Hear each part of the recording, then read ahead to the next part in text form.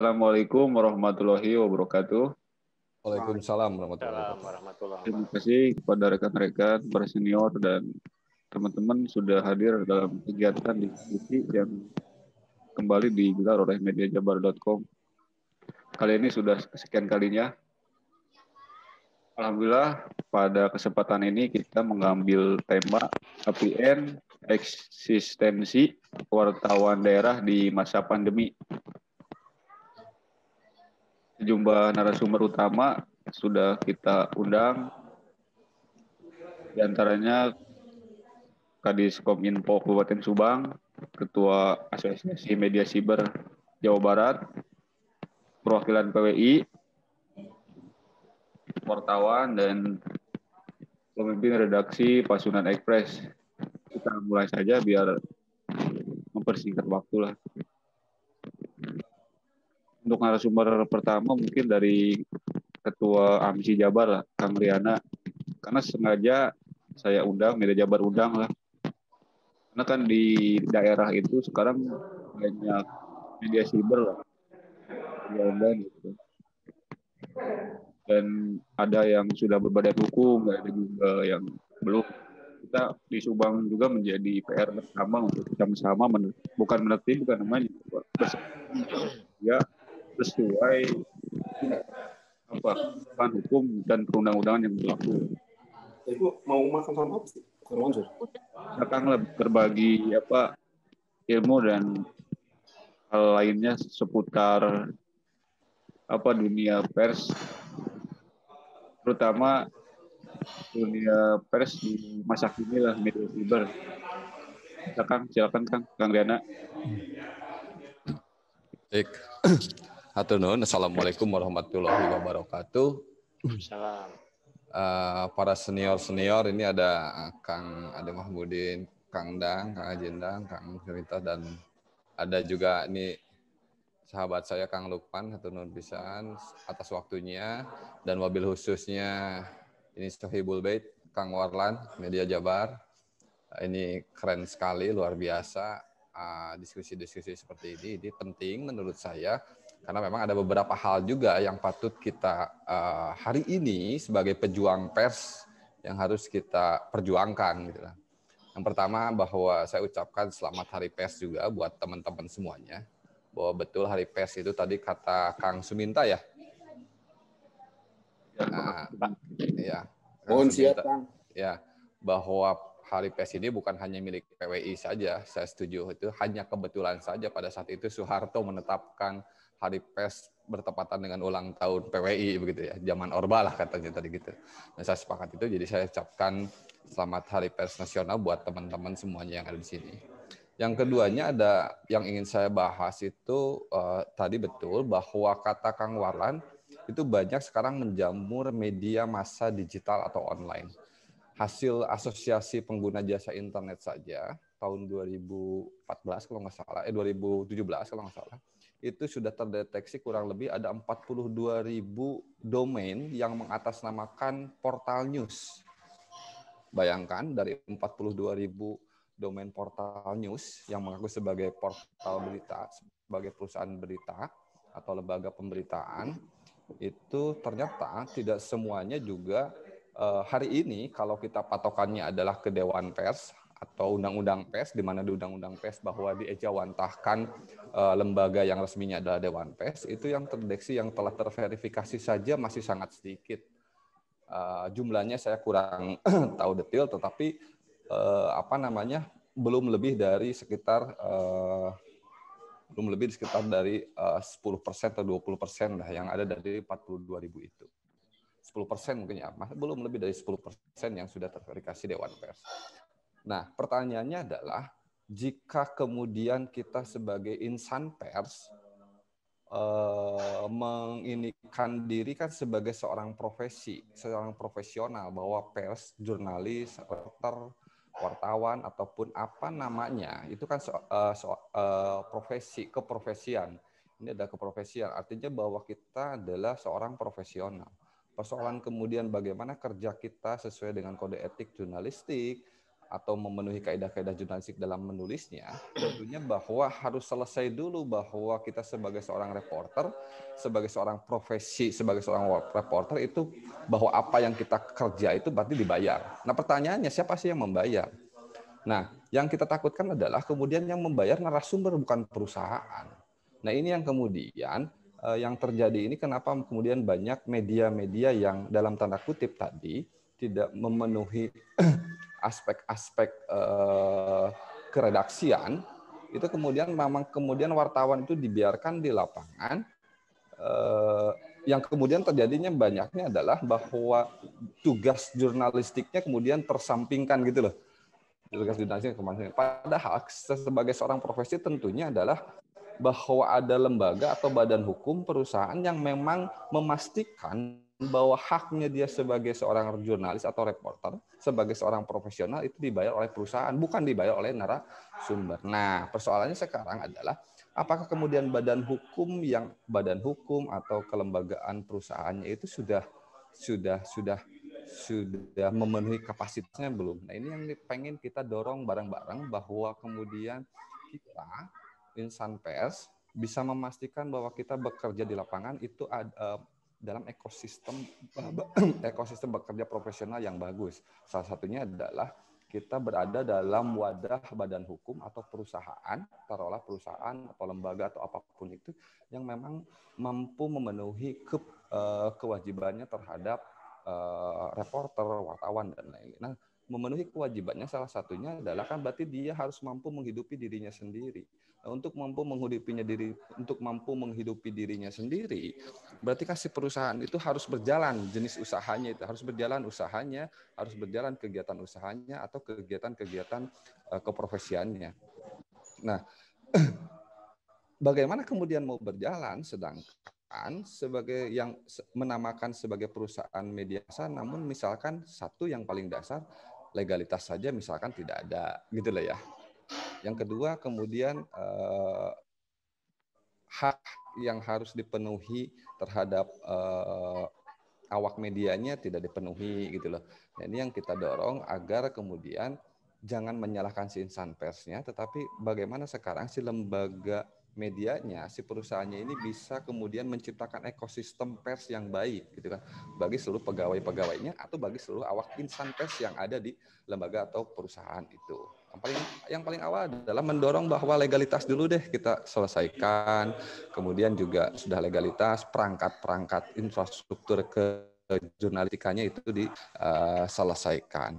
Karena kita harus paham bahwa tugas seorang reporter begitu tulisannya sudah terbit telah gugurlah tanggung jawabnya. Begitu tulisan atau berita telah terbit telah gugurlah tanggung jawab seorang reporter, karena yang bertanggung jawab selanjutnya adalah seorang pemimpin redaksi atau di keredaksiannya itu sendiri.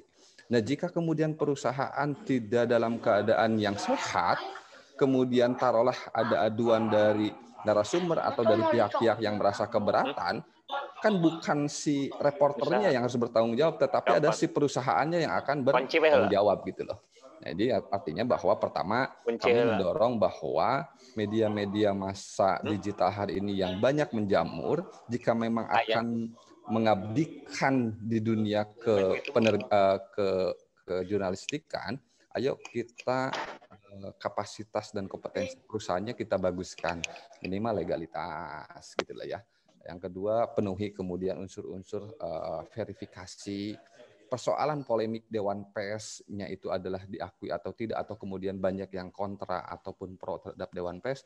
Oke, kita kesampingkan dulu bahwa hari ini kita setuju bahwa ada undang-undang pers, dalam undang-undang pers disepakati bahwa ada Dewan Pers di sana sebagai lembaga yang menaungi semua insan pers termasuk perusahaan-perusahaannya, maka kemudian kita sebagai perusahaan yang ingin mengacu ke Undang-Undang Pers nomor 40 itu ya harus juga memenuhi gitu loh, memenuhi juga syarat-syaratnya lah atau memenuhi juga kapasitasnya sebagai perusahaan pers gitu loh.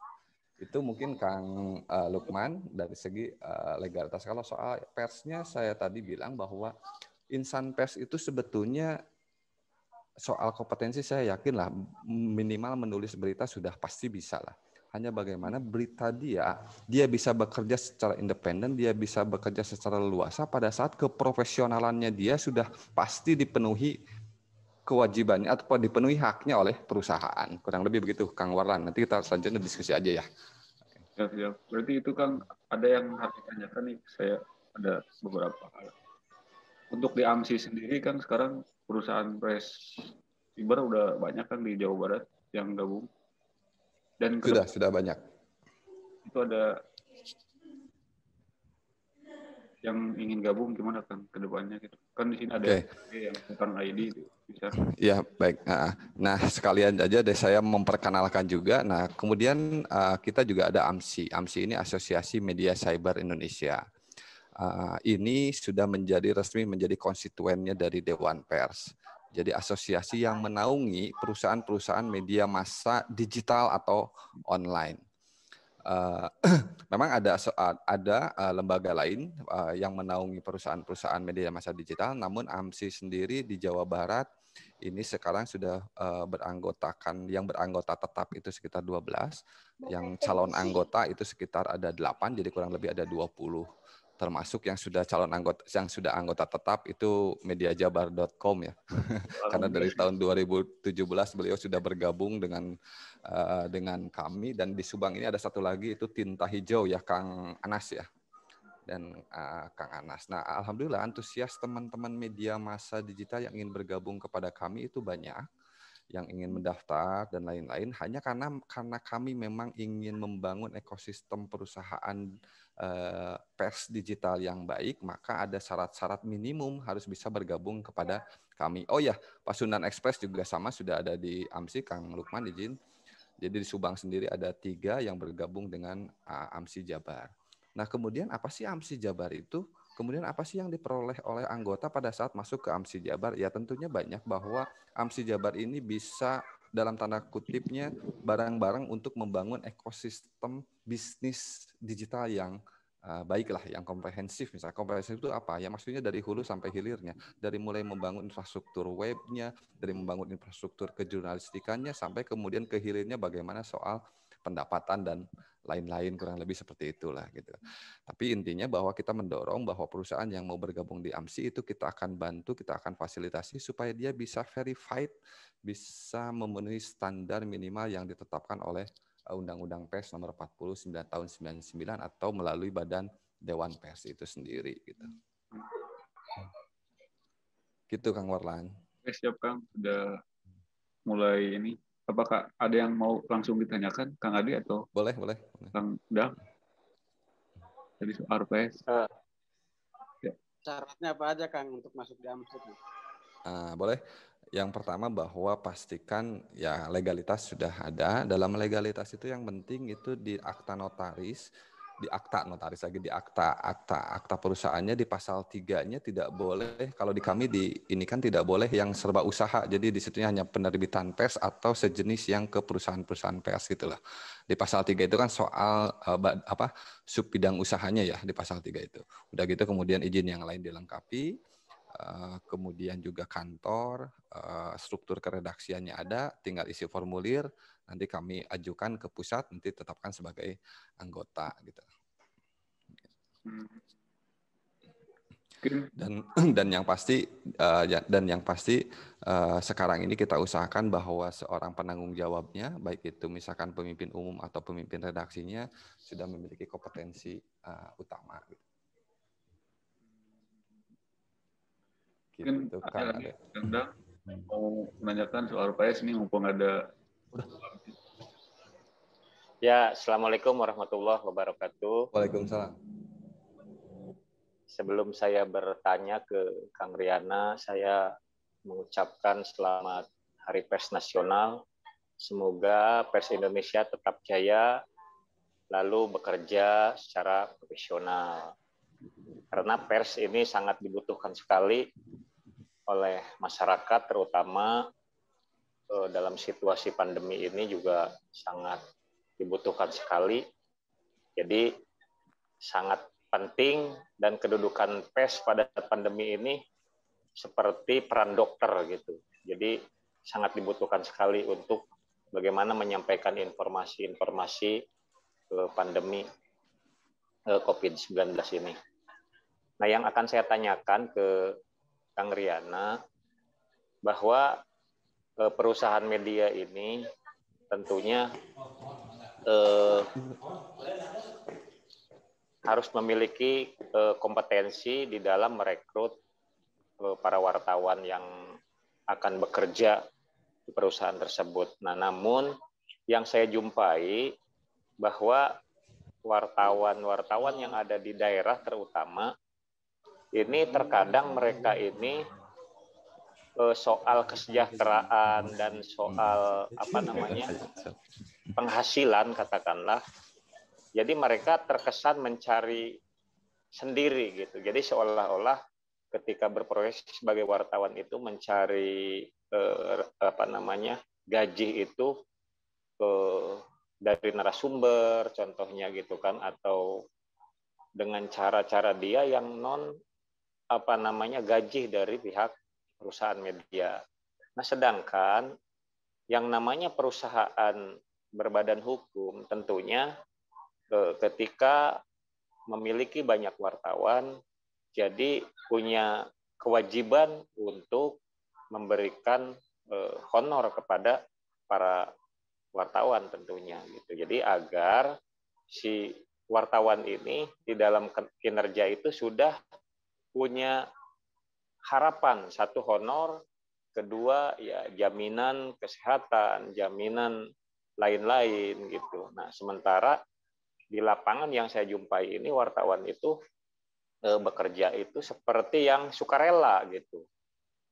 Nah, sekarang yang saya tanyakan ini bagaimana hubungannya perusahaan media itu bila dikaitkan dengan undang-undang ketenagakerjaan gitu. Jadi kewajiban perusahaan itu memberikan salary kepada para wartawan. Nah, sementara itu yang saya tanyakan ke Kang Riana. Terima kasih.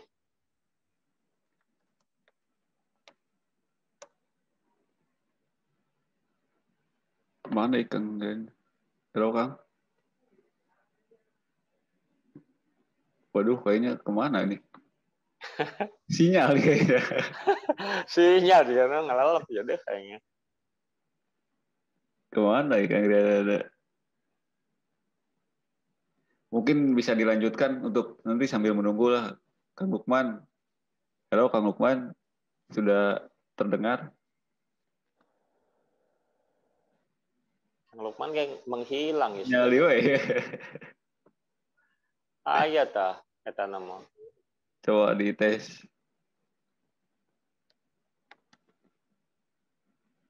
Tah, bijil. Halo Pak. Kang Lukman. Aya sinyal, nah. Tidak ada suaranya, Pak. Di unmute Kang Lukman itunya ini ya masih mute itu speakernya.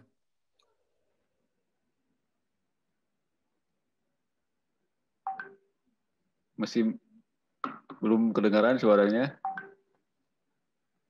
Ya, karena masih mute. Kang masih mute Kang, masih speakernya belum buka. Masih merah di sini.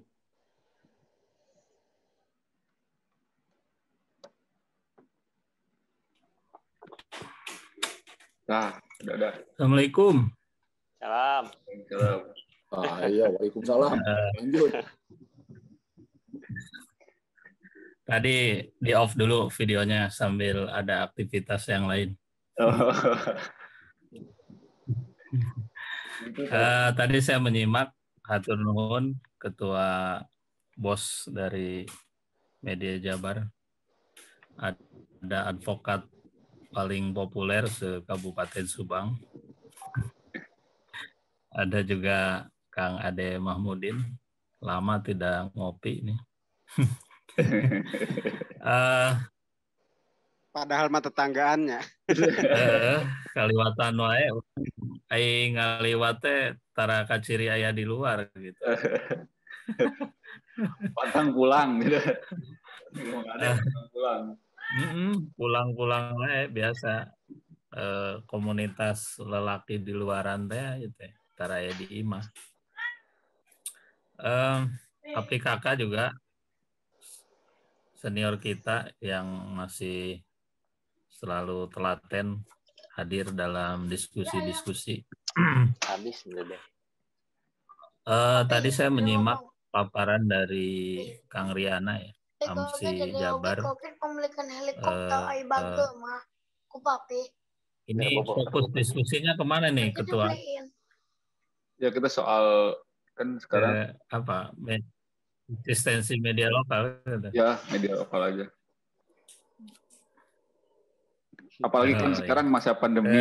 Pertama, kalau pas Sundan sih luar biasa, tidak ada saingan tuh kalau untuk koran di Kabupaten Subang gitu. Pastilah survive kan, itu kan banyak yang lain. Ya. Sekarang saingannya hanya waktu saja. Waktu saja, sampai berapa lama umurnya kan gitu. Tapi kan masih terbit sampai hari ini, masih eksis, saya masih dikirim terus masih. Ya. Masih Ketua. Sampai akhir hayat. Mudah-mudahan didoakan sing terus Amin. melaju. Bapak advokat kita pelanggan setia sejak tahun 1975 ya. Iya. Masih sampai hari ini berlangganan. Ya, terima kasih. Pertama tadi saya menyimak mungkin dari sisi hukum ya, kalau tadi saya perhatikan dari sisi kelengkapan bahwa media itu bisa menjadi lebih kuat ketika punya legalitas gitu ya, legalitas baik PT, CV atau sebenarnya bisa juga di bawah naungan yayasan. Hanya pada umumnya bentuknya CV atau PT. Pertama, menurut saya sekarang sudah hampir minim atau hampir berubah pandangan kita terhadap media. Kalau koran mungkin bisa disebut media lokal, media Jabar, atau media nasional. Kalau media online saya kira sulit menyebut, oh ini media online lokal, walaupun jelas eksistensinya ada di daerah misalkan. Apakah lokal ini harus kabupaten, harus desa, atau apa? Apakah media di Jakarta disebut media nasional? Saya kira sudah tidak lagi seperti itu. Tinggal bagaimana media online misalkan hadir dengan menghadirkan beragam narasumber.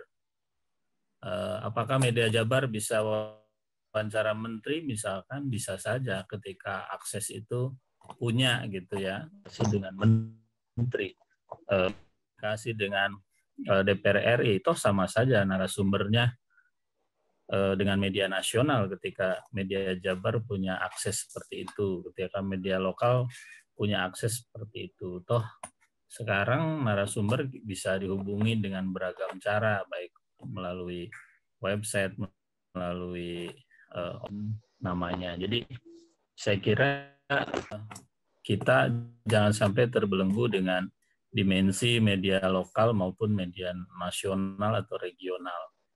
Seperti itu. Tinggal bagaimana kualitas konten media itu sendiri, mau menginternasional sekalipun bisa kan gitu, karena bisa diakses di berbagai belahan dunia media ini. Mungkin kalau kita melihat traffic statistik, kita akan tahu pembaca kita dari mana saja. Pasti muncul pembaca dari Singapura, dari Hong Kong, dari Amerika, walaupun itu misalkan TKI di sana gitu ya. Tetapi media online kan bisa diakses di berbagai hal. Masalah urgen di masa pandemik dan digital, selain sekarang mungkin media sudah bisa menjadi salah satu hal yang bisa dikelola secara mandiri. Mungkin sudah seperti UKM lagi ini media ini kan, siapapun bisa mendirikan media sekarang, tidak ada seleksi yang ketat. Tinggal bagaimana apakah konten dari media itu memperhatikan kualitas jurnalisme atau tidak gitu. Nanti biar publik yang membaca, menyeleksi dan seterusnya. saya sih berharap teman-teman yang belum punya legalitas tidak usah berkecil hati gitu ya. Masih banyak cara, hanya saja mungkin apakah MOU harus dengan legalitas? Ya tidak juga tidak apa-apa ketika klien itu percaya dan bisa dipertanggungjawabkan kan gitu ya. Toh LSM juga banyak yang tanpa legalitas tetapi eksistensinya kuat misalkan.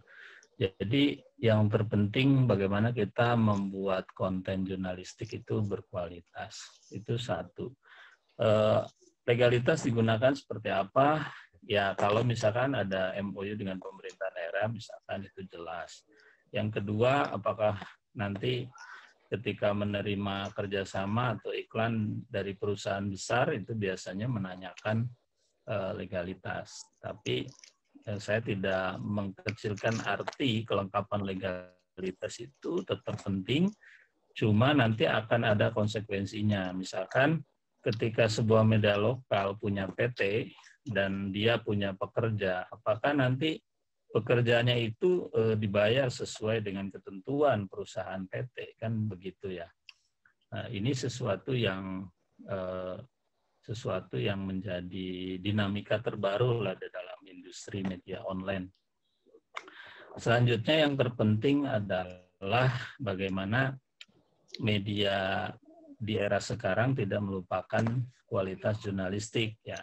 Kualitas jurnalistik itu penting, bahwa unsur kecepatan sudah kalah dengan medsos, tetapi unsur kualitas, unsur kedalaman, unsur verifikasi itu harus tetap dimiliki oleh sebuah media. Kalau hanya cepat, ya medsos lebih cepat gitu ya. Makanya media harus bisa menghadirkan unsur lain dari sebuah produk jurnalisme itu apa.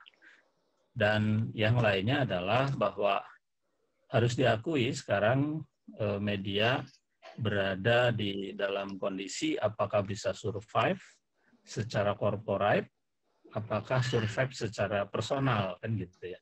Kalau survive secara personal kita punya cara, tetapi survive secara corporate, secara perusahaan tentu harus dibangun sebuah sistem. Ya, harus dibangun sebuah sistem, bagaimana sistem ini berjalan, pendapatan itu berjalan karena sebuah sistem yang dibangun gitu ya. Ini yang terpenting, bahwa saya bergembira banyak pengusaha-pengusaha baru di dalam industri media gitu ya. Jadi misalkan Pak Warlan dengan sangat agresif membangun sistem. Ini menarik karena dengan sistem itulah kita nanti bisa bekerja secara efektif. Ya, kalau tidak dibangun sistem nanti kerepotan. Kerepotan masih harus terlibat dalam semua produksi jurnalisme dari mulai peliputan sampai ke proses editing. Sementara secara korporat kita harus melakukan pelaporan keuangan ya, ke perpajakan. Sementara kita kalau ingin profesional harus menggaji accounting, kan sulit juga gitu. Jadi yang isu terkini di era digital juga perihal pendapatan media itu sendiri gitu ya. Ini bagi perusahaan yang sudah besar, yang sudah raksasa dengan gaji para bos yang besar, ini kan menjadi tantangan yang luar biasa gitu ya. Punya komisaris, punya direktur dan seterusnya gitu. Dan saya merasakan sendiri gitu Pak Warlan. Jadi saya kalau misalkan sedikitnya saya di Darsim ngopi, berarti situasi sedang kondusif. Kalau belum aman, mesti saya menghilang dari peredaran. Jadi kan bagaimana caranya tetap aman gitu, kontainer yang besar ini jangan sampai tenggelam. Ya gitulah dinamikanya. Tapi jurnalisme nggak akan mati, saya sepakat, dan masih banyak cara kita untuk bisa bertahan hidup. Manusia punya kompetensi untuk melewati berbagai zaman. Gitu Ketua dari saya. Ya. Siap, Pak Lukman. Mungkin ada yang mau menambahkan Terima kasih. atau yang lain? Tong serius teuing. Pak Dali sudah datang. Wilujeng Sumping, Pak Dali. Sumping mulai aya suantanan simpuring teh ya. Aya Pak, aya. Ketua, lanjut. Ya, siap. Siap, Pak Lukman. Terima kasih atas ilmunya.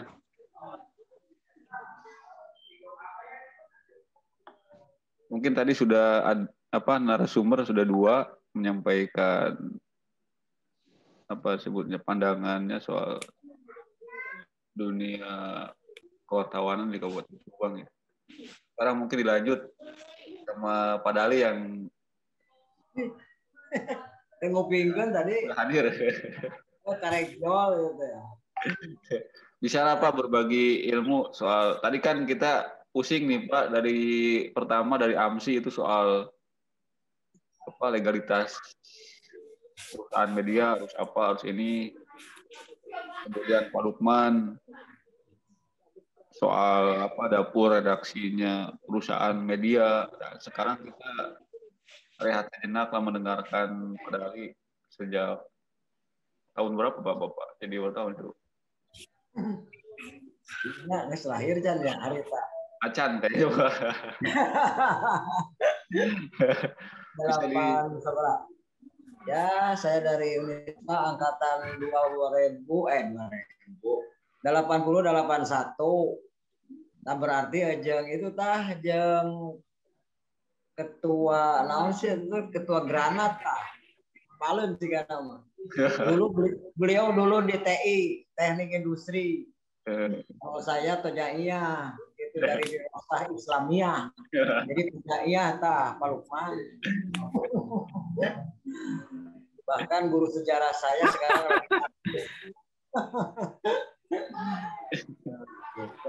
Bisa lah Pak dibagi Pak pengalamannya Pak dari dulu sampai sekarang itu wartawan itu apakah sama Pak pola kerjanya, apakah sekarang kan lebih bergeser ke digital, pasti ada perbedaannya lah dari dulu sampai sekarang.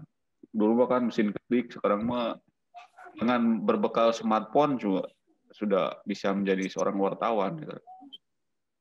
Bisa Pak itu dibagi Pak pengalaman Bapak dari dulu. Oke, baik ya. Ya sebenarnya mah kalau dunia jurnalistiknya mah ya sama saja. Sama saja, yang penting kan mungkin tadi juga udah dijelaskan, yang penting ada rasa keingintahuan, ya kan itu yang paling pokok. Walaupun saya tidak bukan jurusannya seperti Lukman dan rekan lainnya, tapi ya tadi itu karena ketertarikan waktu itu ketua BKPM ya, Badan Kegiatan Mahasiswa, yang waktu itu ketuanya Alex Sobur dan adiknya Profesor Dokter siapa itu yang ahli komunikasi itu. Nah dulu di Unisba belum ada ilmu komunikasi, Fakultas Ilmu Komunikasi, tapi ada juga jurusan perfilman itu apa namanya dulu itu. Nah baru berkembang karena saya dulu Alex Sobur, sok maca bukuna saya, sok maca. Itu eta. Jadi berguru teh ke beliau karena beliau sering apa sampai saya sekeperguruan dengan itu apa ketua Granat itu ya. Kadang-kadang mah ngiring KIC deui, kadang-kadang mah gitu. Boeing. Nah, Boeing juara silat nasional dan internasional. Pajajaran Indonesia. Nah, belakangan ya itulah tadi. Jadi pendidikannya memang tidak khusus, tapi saya ikut di Jakarta kursus. Waktu itu juga sebenarnya belum tamat. Nah, sehingga bisa bergabunglah pada saat itu zamannya Petrus ya, pembunuhan misterius termasuk di Subang ya. Saat itu saya belum masuk Subang itu setelah mandalanya saat itu diambil alih oleh kelompok Kompas Group. Nah kan, sehingga yang tadinya di Jalan Bancoi ini ada trouble ya? Enggak, Pak. Halo? Lancar, Pak, lancar. Suara lancar. Oh lancar. Gitu. Jadi pindah alamat karena bergabung ke Kompas, saat itu diambil alih oleh Kompas, jadi alamatnya di Jalan Supratman. Termasuk yang suka tampil di Jakarta LC ya, yang budayawan, seniman, rada seniman, mungkin ada yang kenal ya. Oh, itu Sujiwo Tejo. Nah, dengan Sujiwo Tejo waktu itu beliau kan dari ITB, ya kan. Nah, saya kebetulan sempat di Pokja Provinsi, ya, sempat juga dijobkan waktu itu di kepolisian. Ya sebenarnya sih hampir sama, cuma kerap kali ikut dengan gubernur, ya belum tahu Subang. Nah baru saat itu ditugaskan oleh Kompas, disuruh milih beberapa kabupaten kota. Kan ternyata kan kalau karyawan itu tidak boleh menentukan sendiri, termasuk juga honorarium yang ditawarkan, walaupun ya sebelumnya adalah wartawan. Sehingga ditugaskanlah ke Subang untuk mencari kontrakan, untuk mencari apa, ya rada berat lah. Itu karena ada saudara di Subang. Terus juga taunya Subang itu adalah Pamantan waktu itu, karena sering main di sana, ada teman. Ternyata di Subang ini, ya saya waktu kalau ikut rombongan dengan Pokja Provinsi, rada kaget juga di Subang teh.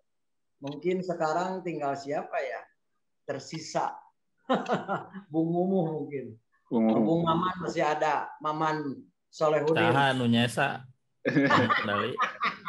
Kalau saya kan tim tamu gitu. Tim tamu kan. Nah, itu Bung ini siapa yang jadi pemborong itu di Parung, Haji Isur. Oh, Haji Isur juga aktif, juga aktif ya. Aktif. Masih hidup Haji Isur? Masih. Gitu. Nah, inilah jadi perkembangannya kalau dalam hal dunia perkeliruan seladang wedding, walaupun pada saat itu organisasi wartawan satu-satunya adalah PWI. Dulu penghubung Subang ini PWI-nya jadi perwakilan. Nah, baru belakangan jadi PWI kabupaten. Jadi ya tetap tidak mandiri kan. Nah, itu jadi ya banyaklah suka duka. Itu kalaupun dikaitkan dengan sekarang, ya mungkin sekarang karena sudah masa reformasi sehingga ya segala sesuatunya memang bebas. Tapi dengan kebebasan ini mungkin mereka juga sangat paham kebanyakan kebablasan. Ya. Apalagi dulu itu kan kita dikekang dan lain sebagainya. Tapi kalau saya ada manfaatnya sebenarnya, sehingga kita juga bisa menjunjung tinggi. Yang paling penting adalah menjunjung tinggi moral dan etika di dalam melaksanakan tugas dunia kewartawanan kita. Nah, kalau saya lihat sekarang ini kan segala dirangkap, dulu juga saya dirangkap. Karena dulu zaman Orde Baru, ya, apalagi partai itu single majority, keinginannya dan gitu. Jadi ya dengan praktis banyak wartawan yang memang harus menjadi salah satu anggota partai tersebut. Termasuk di Subang juga saya sempat aktif. Tapi ya akhirnya karena lihat dari ADART yang namanya pengurus Persatuan Wartawan Indonesia itu tidak boleh merangkap dengan pengurus partai. Nah, kalau sekarang ya tidak hanya berpartai, kelihatannya banyak rekan, tapi juga merangkap dengan lembaga swadaya masyarakat. Nah, ini juga sebenarnya bisa mengganggu ya, karena suatu waktu ya kita bergerak seperti ini suatu waktu, kecuali ya kalau kita menjadi aktif di organisasi kemanusiaan seperti saya sekarang terus yang lainnya, tetapi tetap kita harus bisa menempatkan diri di mana kita berada saat ini dan ya saat-saat yang lainnya. Mungkin begitu tak pandang, mungkin bisa diitulah. Apalagi yang namanya dunia profesi ya seperti undang umpamanya dan yang lainnya seperti guru ya wartawan ya tetap kita ini mempunyai kode etik. Jadi kode etik inilah yang perlu mungkin sekarang ini lebih ditekankan lagi karena menurut saya sudah banyak yang melenceng. Padahal dulu sedikit juga melenceng, apalagi sekarang banyak sehingga kita lupa karena kebanyakan melihat dunia wartawan ini ya tidak hanya di kota besar maupun di daerah melihatnya kan enaknya. Padahal yang paling susah itu adalah prosesnya. Menurut saya wartawan yang baik itu adalah wartawan yang mula-mulanya adalah wartawan yang berasal dari produk di salah satu media redaksional seperti bagian layout lah. Dulu kan ada layout sebelum cetak itu di layout diketik jadi layout dibaca nanti diitukan ke plate sebelum dicetak. Nah ini dibaca dikoreksi. Nah setelah itu kalau mau jadi wartawan jadilah wartawan olahraga sehingga nanti akan lebih baik dibanding wartawan yang tiba-tiba jadi wartawan. Sebab ya bisa dibayangkan kalau kita nonton sepak bola 45 kali 2 itu harus jadi berita katakanlah 1 kolom. Nah seperti itu kan. Nah itu seperti itu Bung Warlan. Jadi kalau saya sih sekarang ini paling hanya bisa mengusap dada, ya, bisa tersenyum. Tapi kadang-kadang saya juga manusia biasa, seringkali emosional. Kalau memang ya kadang-kadang juga keterlaluan. Padahal saya sudah tahu kalau ini arahnya ke sini, arahnya ke sana, ya sebenarnya tidak usah macam-macam menurut saya. Ya karena beberapa narasumber juga mitra kita juga kan seringkali mengeluh. Cuma kalau sudah mengeluh masalah duit, saya seringkali dibalikkan. Kurang ngeluh masalah duit ke saya. Anda sendiri melihat saya sebagai apa? Lamun saya ini sebagai wartawan, udah masa kayak dibere. Kan gitu ya. Nah, ayah meren sirik nage. Maka seperti itu. Akhirnya malah tadi teh kan gitu. Nah inilah maka kalau saya titik beratnya adalah tetap kita ini satu harus menjunjung tinggi etika di dalam berprofesi. Ya profesi apapun juga. Yakin saya Bung Nang akan lebih paham terhadap dunia profesi ini dan bagaimana etika yang dijunjung oleh pemegang profesi. Nah itu mungkin. Kalau soal pemberitaan dan sebagainya, menurut saya sekarang lihat wajah-wajah saya dan memang itu banyak perkembangan karena dengan meningkatnya dunia digital atau teknologi yang sangat modern. Tapi dengan perkembangan dunia yang sangat modern ini yang membutuhkan kehati-hatian. Karena kita bisa mencelakakan orang dan kecelakaan itu bisa kembali imbasnya kepada diri kita. Kalau kita mendapatkan sesuatu, katakanlah musibah, katakanlah apalah, kalau kita renungkan, oh ini pasti kembali kepada ulah diri kita. Itu pasti akan dirasakan dan saya sangat banyak merasakan masalah-masalah tersebut dan alhamdulillah hingga saat ini ya mudah-mudahan rekan-rekan juga tetap diberi kesehatan dan lindungan oleh Yang Maha Kuasa. Ya, sebab kita ini jangan bangga menjadi orang muda, ya, karena orang muda itu belum tentu menjadi tua, kan itu. Oke, terima kasih untuk sementara demikian. Menarik sekali ini Pak, ilmu jurnalistik dari mulai kayak belum lahir kayaknya di bawah sudah jadi wartawan. Senior Kang Dali wartawan di Orde Baru sudah. Mungkin Pandang tadi mau apa? Pertanyaannya bisa dialihkan kepada Ali yang tadi mungkin yang Kang Riananya mungkin sudah keluar sekarang, mungkin bisa lah kepada Ali mungkin. Ya pada prinsipnya saya terima kasih ke Kang Warlan sebagai penyelenggara diskusi yang kontinu Selasa Jumat gitu ya. Mudah-mudahan ini bisa berlanjut soalnya kan diskusi seperti ini itu sangat perlu gitu ya, untuk menyikapi situasi negara, situasi daerah Kabupaten Subang khususnya. Nah, jadi sebenarnya kalau saya mau berpendapat, wartawan ini adalah profesi yang sangat mulia sebetulnya.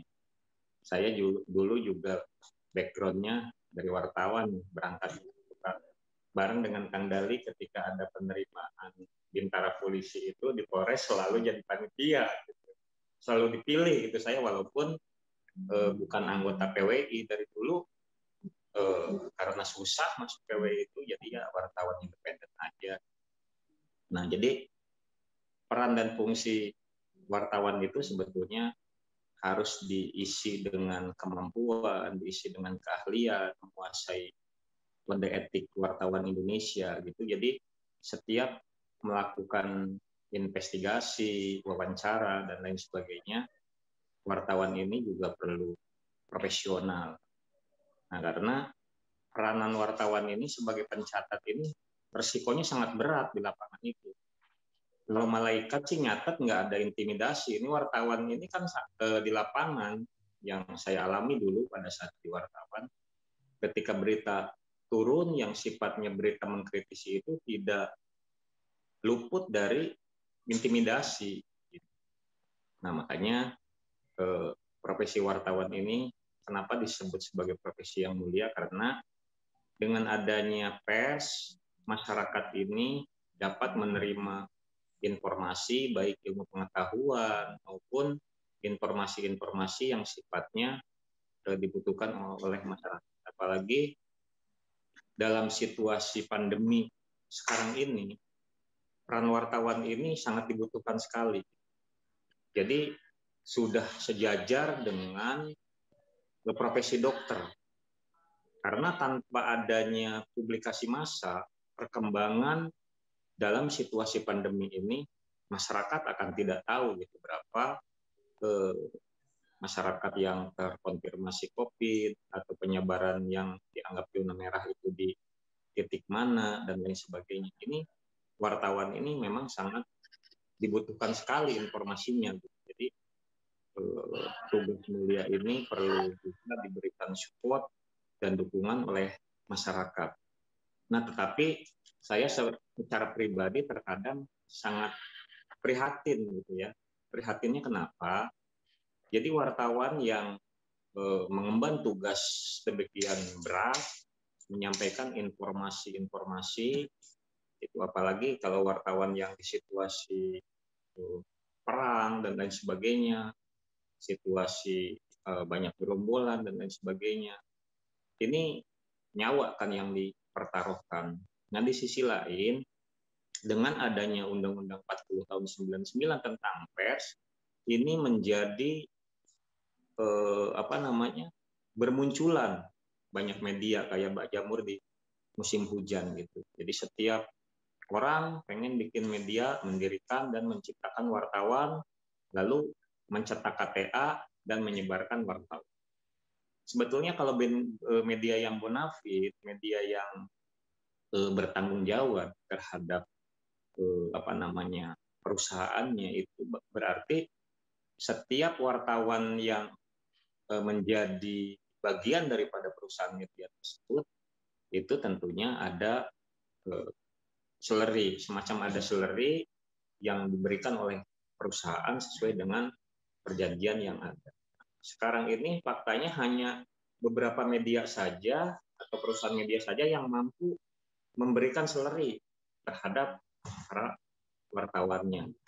Nah, sehingga kalau media-media yang mendirikan media sebatas ingin untuk berusaha lah, katakanlah dalam tanda petik. Jadi para wartawannya ini terkadang hanya membawa-bawa KTA gitu ya, datang dari pintu ke pintu, yang akhirnya untuk usaha pribadi, bikin berita juga terkadang belum bisa, wawancara apalagi, investigasi apalagi. Nah, ini sebetulnya menjadi tantangan bagi media-media yang memang sudah profesional dan juga bagi wartawan-wartawan yang sudah profesional. Ini sekarang ini dengan kebebasan pers ini banyak dikenal wartawan-wartawan yang kalau bahasa plesetannya ada wartawan kaber. Kaber itu muncul tanpa berita. Ada lagi yang disebut wartawan wamil. Wamil itu apa? Wartawan milu-milu. Jadi milu-milu gitu kan. Nulis berita itu naon hente gitu. Nah, pertanyaan saya kan begini. Kang Dali lah atau Kang Warlan sebagai decision maker-nya bisa juga memberikan jawaban. Nah, ini kan ketika setiap perusahaan media itu kalau dikaitkan dengan undang-undang ketenagakerjaan, jadi ada kewajiban perusahaan untuk memberikan salary kepada karyawan-karyawannya, juga termasuk kepada wartawannya.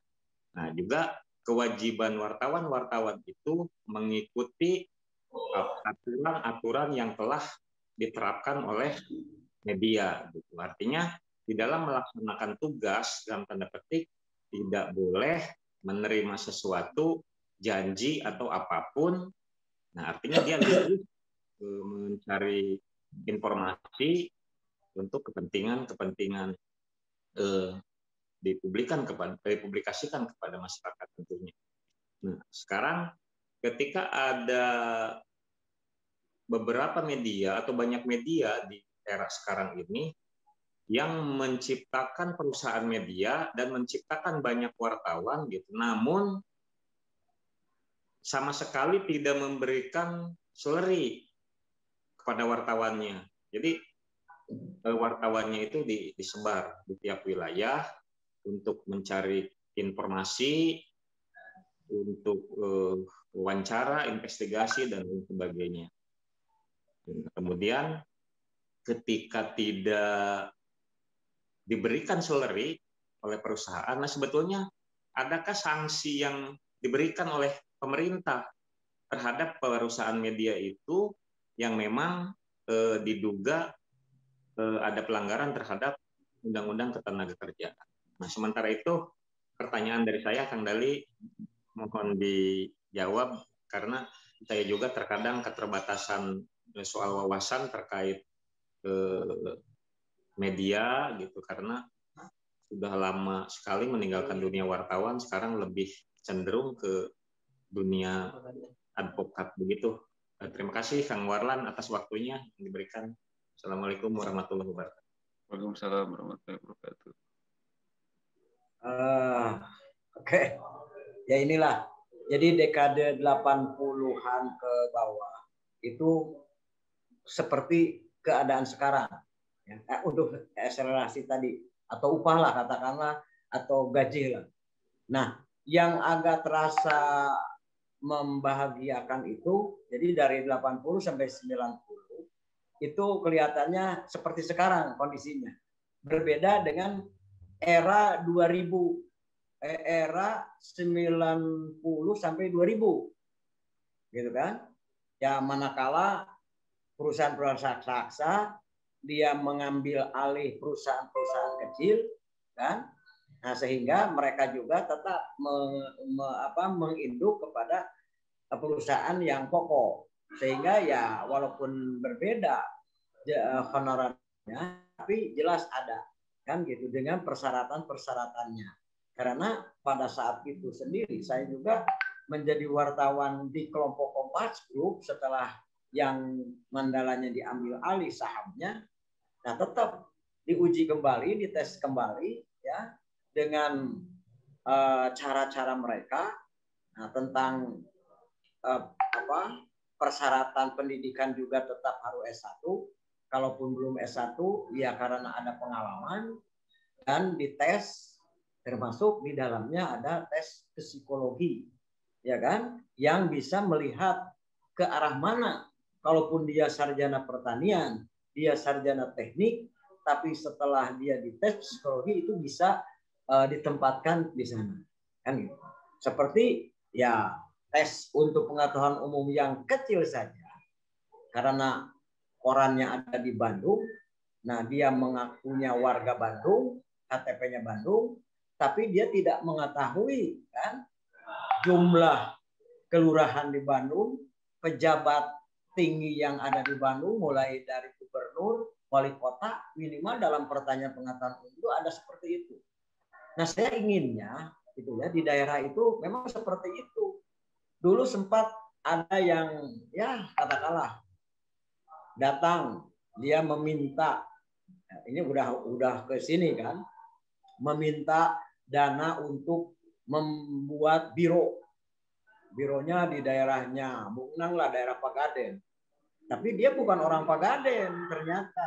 Nah, saya cek Sundana di papatahan lamun rek nyieun suratnya ulah seperti kieu gitu kan. Kieu Anda kalau memang orang Pagaden coba pendekatan ke wilayahan dulu. Coba saha camat. Teu nyaho, anu malah ngambek kan. Jingkalah jadi mamatahan. Wah, dar karena sirah. Nah, seperti itu kan. Akhirnya ya saya juga kalau sudah kena kepala bukan sifat asli ya.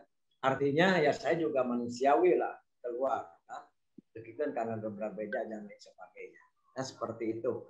Nah itulah kelemahan-kelemahan yang seperti tadi Bung Kang ungkapkan, yaitu karena kemudahan yang dilihat, gitunya, kenikmatan yang seolah-olah akan diperoleh, itulah yang menjadi terbelah lupa. Nah yang disayangkan ya tadi kembali kepada pembuat undang-undang itu sendiri, termasuk organisasi di mana yang mengaungi para wartawan itu sendiri. Sekarang bolehlah karena ada kebebasan banyak organisasi kewartawanan, kan? Apalagi media juga bermacam cara, bermacam ragam. Tapi ya dengan adanya media yang online, nah, kan pengusaha-perusahaan juga dengan adanya undang-undang yang tadi diungkapkan, tidak ingin dia itu memberikan honor yang lebih besar. Maksim minimalnya itu kan 3 juta ya harusnya minimal. Tapi kan tidak mau memberikan honor yang besar. Nah dengan adanya media online itu akan kecil. Ingin besar ya silakan. Satu hari minimal 10 atau 20. Terus kan rolling. Kalau sekarang kan online itu tidak seperti yang dikatakan media online. Nah untuk Pasundan, Pasundan kelihatannya sekarang udah mulai kan sedikit sambung ada lagi berita. Jadi satu wartawan satu bikin di satu acara itu bisa 5. Kalau kita enggak kan online itu isinya seperti itu aja, seperti media biasa saja. Kan termasuk saya lah. Karena saya ini kan ada cetaknya, ada itunya, dan saya sudah tidak terlalu memikirkan masalah itu. Ini mah hitung-hitung nyalurkeun keneh karsep we jeung saya dipercaya keneh gitu kuno garaduh atanapi ku yang junior gitu, sehingga ya saya happy saja dalam masalah dunia yang seperti ini gitu ya. Karena dunia sekarang ini saya kan sudah lain, kan berbeda dengan dekade 20 tahun 10 tahun yang lalu kan gitu. Nah makanya aneh gitu ya, seperti semakin ke sini bukannya semakin mentaati aturan, tetapi justru banyak yang dilanggar aturan. Nah kalau soal masalah-masalah ya KTBLC lainnya di luar peraturan undang-undang yang berlaku, khususnya undang-undang nomor 40 itu, nah itu menurut saya, nah inilah itu mah hal di luar itu, tapi tetap harus ada sanksi. Nah sampai sekarang siapa yang akan memberi sanksi wartawan? Kakarek ayah Dewan Pers sudah dikritik, Dewan Pers sudah dipercaya, jawabannya dan lain sebagainya. Jadi apakah memang sekarang ini ingin ada kebebasan? Ya, termasuk mungkin di dunia profesi yang lainnya, sehingga muncul ini karena ketidakpuasan di dalam sesuatu. Ya, ketidakpuasan ini muncul karena ada yang keinginan dari segelintir orang atau segelintir kelompok untuk mencapai tujuannya. Nah, kalau di dunia seperti ini, seperti yang tadi diarahkan, tetap kita ini harus mengedepankan, kalau saya tetap mengedepankan budi pekerti kita, pekertinya ini ditambah, kan gitu. Karena pengalaman saya sekarang mah enak. Saya mau mewawancari Bung Endang, kan dia ahli hukum. Bang Endang nggak usah nanya, Anda dari mana, ngerti nggak kalau nanti wawancara dengan saya? Nggak usah sekarang mah. Anak orang ngomong direkam, kan muat. Padahal harusnya orang itu ngerti gitu kan, sehingga nanti bisa jalan. Nah itu kalau dulu seperti itu, wah saya begitu disuruh ke UPI, yang sekarang UPI dulu rektor itu nggak mau nerima walaupun saya bawa surat tugas khusus. Tapi begitu ditanya masalah pendidikan, saya pernah belajar psikologi anak, pernah belajar pedagogik, ya akhirnya nyambung, diterima. Nah, itulah yang sekarang ini kan boro-boro. No penting datang ke Dinas Pertanian, aya masalah seperti ini, terus bari urang itu nyambung terusnya masalah eta. Nah kan, walaupun ketawa, tapi memang kebanyakan juga dinasnya sendiri sekarang ini kan sudah tidak menempatkan orang pada tempatnya, kan? Sehingga ya kalau semalam kasus Risma Maharani datang ke Pamanukan akhirnya marah-marah karena mungkin melihat kondisi penanganan banjir seperti itu, itulah kondisi yang harus oleh kita diperbaiki sedikit demi sedikit. Ya, undang demikian ya, oke. Siap, terima kasih Kang Dali atas penjelasannya. Ya, intinya sekarang banyak yang itu, Kang Dang, di kita itu banyak yang lupa bahwa wartawan itu sebenarnya sama profesinya buruh juga. Ya undang-undang yang dipakai sebenarnya buruh juga, ketenaga kerjaan. Bagi perusahaan yang memang tidak memberikan hak-hak buruh ya sebenarnya bisa beri sanksi ya. Wartawan itu bisa mengadukan ke Dewan Buruh Pengupahan atau di buruh ya. Mungkin lebih paham nanti Pak Lukman lah kalau soal. Tapi ya itulah karena situasi dan kondisi kan yang seperti ini ya pemerintahannya juga menurut saya resep nyeunaan aturan kan, tapi aturan ini tanpa dilengkapi dengan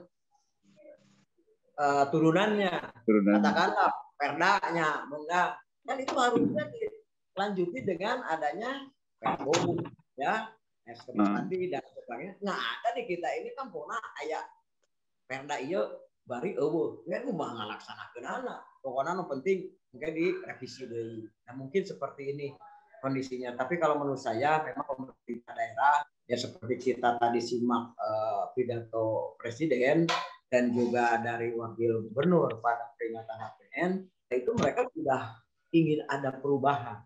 Dan tinggal sekarang kita ini ya generasi saya inilah mau nggak berubah. Kalau tidak mau berubah ya mangga teh keadaannya ya seperti ini.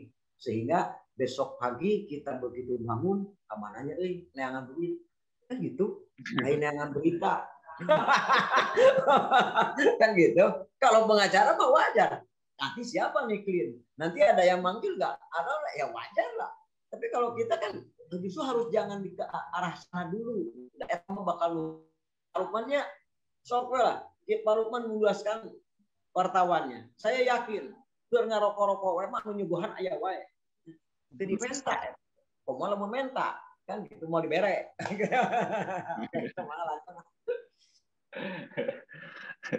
Tapi yang menarik itu kan sekarang perusahaan media itu mensiasatinya itu Pak, bayar per berita itu kan salah satu upaya mensiasati kalau menurut saya. Tapi nggak tahu lah nanti Pak Lukman lebih. Betul Pak Warlan, ya rekan-rekan lain dulu makanya saya dekade 890 ke bawah seperti itu. Jadi di Jalan Bancai itu Mandala. Dulu saya itu ngerangkap wartawan, ngerangkap di tata usaha. Kan? Yang rekan-rekan saya yang dari Kompas sudah pada pensiun ya, seperti Haji Tatang yang dulu kepala biro Tribun, terus kepala Kompas TV Jawa Barat, sekarang pindah ke itu. Nah saya dia redaktur kota ya, saya tuh berita tiap sore setelah bikin berita ngelipingan. Jadi ia berita kodena 1 umana Pak Warlan, ia 2 Tandang. Mungkin aku pimpinan, wah ia mah berita rilis dengan 25 perak atau 50 perak. Ia mah berita menang investigasi 500 perak. Nah seperti itu. Jadi sebulan teh dikumpul di jepret. Nah gajihan teh menang honor teh eta. Kunaon saeutik da maneh mah moongan wae nyokotana tina rilis wae. Rilisnya kita dirubah. Kan gitu. Itu Dali dulu ngirim berita dan foto itu gimana teknisnya Pak Dali? Kalau sekarang kan dengan email gitu ya. Saya nggak bisa membayangkan cara dulu wartawan daerah ngirim berita sama foto gimana, apa dicuci dulu, cetak dulu apa gimana itu? Ya makanya wartawan dulu itu paling Artinya bisa Begitu enggak jadi wartawan, bisa jadi tukang foto di jalan. Gitu ya.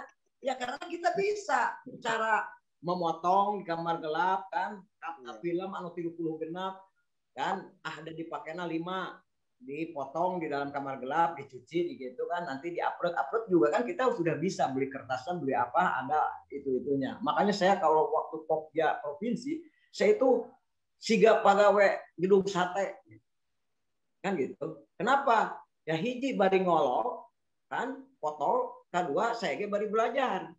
Akhirnya jadi bisa kan gitu.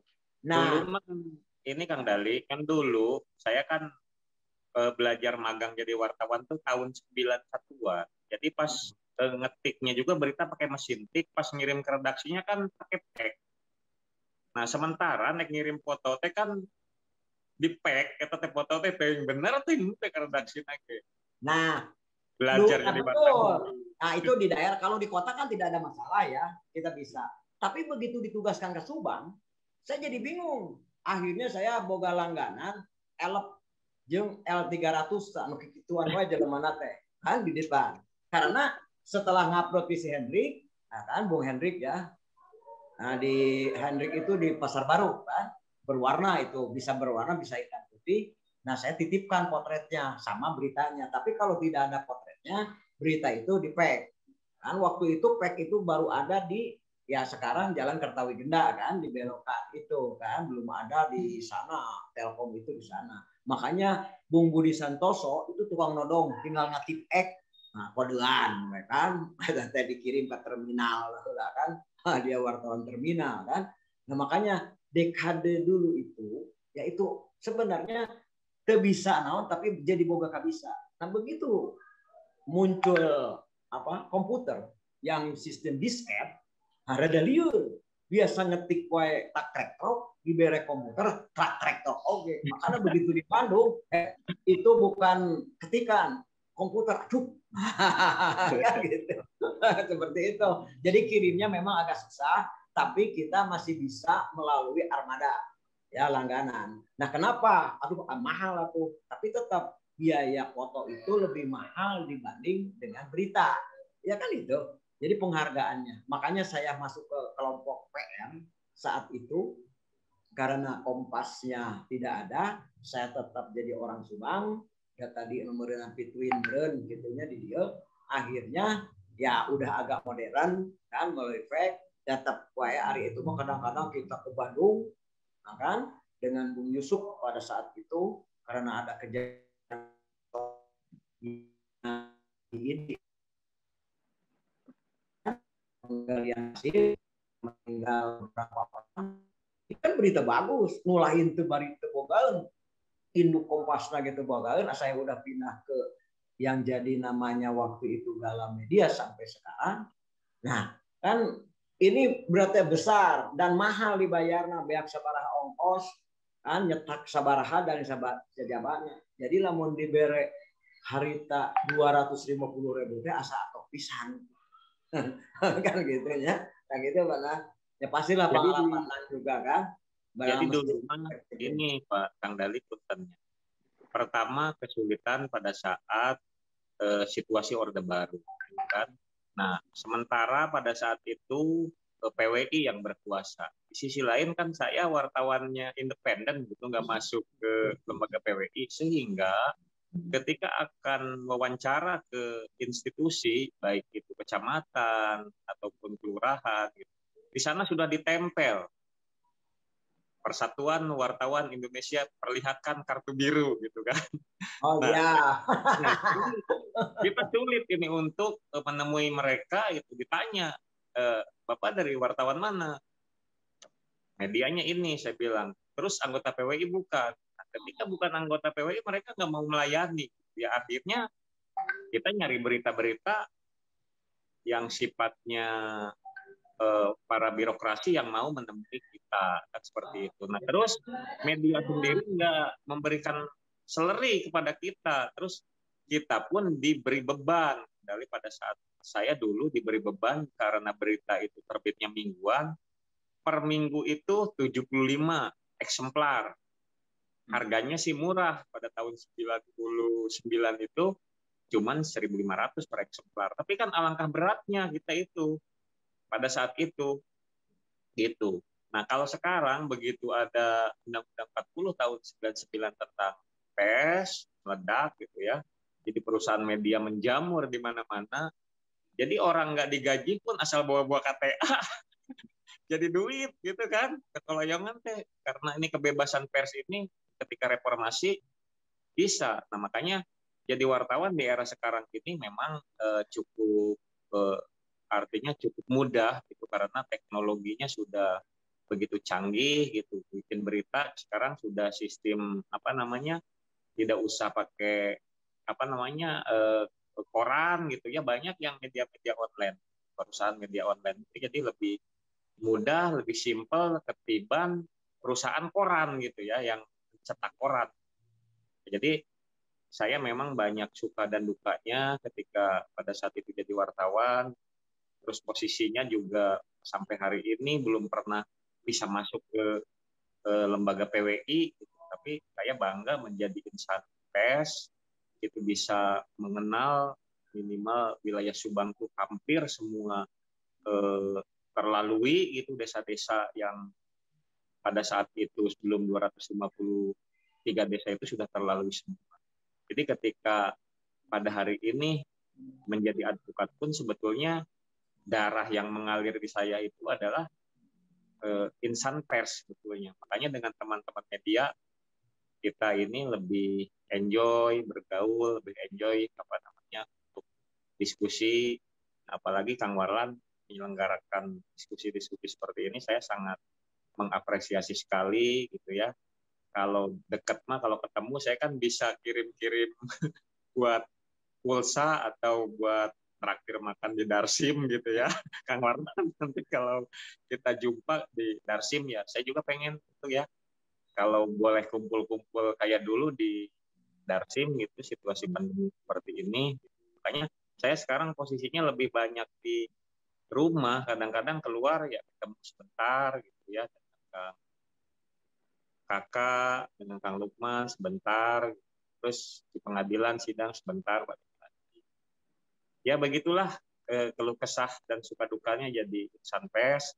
Ya alhamdulillah hari ini saya bisa bahagia, bisa hidup mensejajarkan diri dengan teman lain. Dulu ngelihat Kang Dali itu saya sepertinya iri, wah ini wartawan PWI, terus Galamedia gitu. Jadi grupnya teh grup apa namanya wartawan yang keren lah gitu ya. Jadi kita tuh merasa letik lah ketika menghadapi teman-teman PWI itu.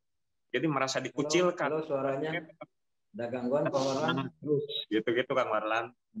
Itulah kalau kesah jadi wartawan dulu. Ya hari ini saya menjadi orang yang apa namanya kuat karena cukup banyak penderitaan yang telah saya lalui sehingga menjadi diri saya kuat dan hidup bisa melatar di Subang, bisa mensejajarkan diri gitu dengan teman-teman lain dengan bergaul sekarang ini.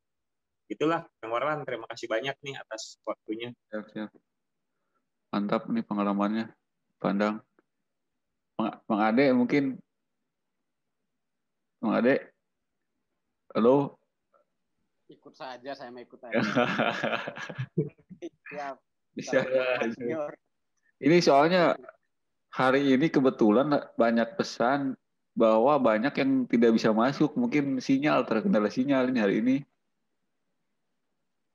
Sinyal memang kendalanya. Narasumber inti juga termasuk Kang Ridwan ini sudah beberapa kali masuk tidak bisa, dan banyak juga ini anggota grup yang tidak bisa masuk semua. Sinyal mungkin ya hari ini. Bisa jadi. Mungkin lagi di lokasi banjir. Bisa jadi. Pak Kakak kemana Pak Kakak? Unmute padahal mute-nya dibuka. Iya, Jang. Oh, iya Pak Kakak. Kebon ya. Di kebon ya. Ada tongerek ngalalege. Ngalalege di kebon. Sok atuh der. Terkendala sinyal nih hari ini Pak. Bandungan Manco ngabandungan sama Kang Dali, nganuan teman-teman.